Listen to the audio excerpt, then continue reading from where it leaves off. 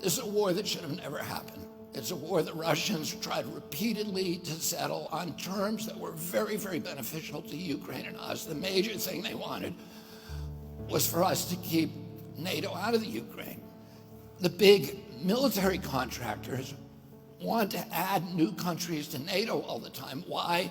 Because then that country has to conform its military purchases to NATO weapon specifications, which means certain companies, Northrop Grumman, Raytheon, General Dynamics, Boeing, and Lockheed, get a trapped market. In March of 2022, we committed $113 billion. Just to give you an example, we could have built a home for almost every homeless person in this country. We then committed another $24 billion since then, 2 months ago, and now President Biden's asking for another $60 billion. But the big, big expenses are going to come after the war, when we have to rebuild all the things that we destroyed. Mitch McConnell was asked, can we really afford to spend $113 billion to Ukraine? He said, don't worry. It's not really going to Ukraine.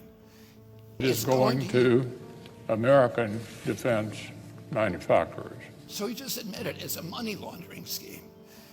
And who do you think owns every one of those companies? BlackRock.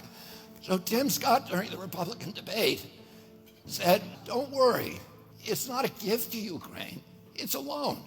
So raise your hand if you think that that loan's ever getting paid back.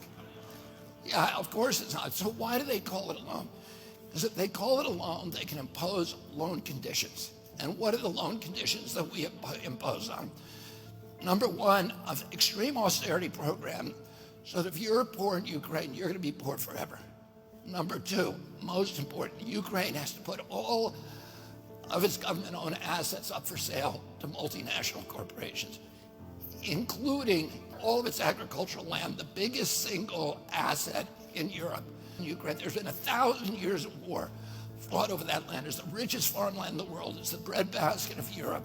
500,000 kids almost, Ukrainian kids, have died to keep that land as part of Ukraine.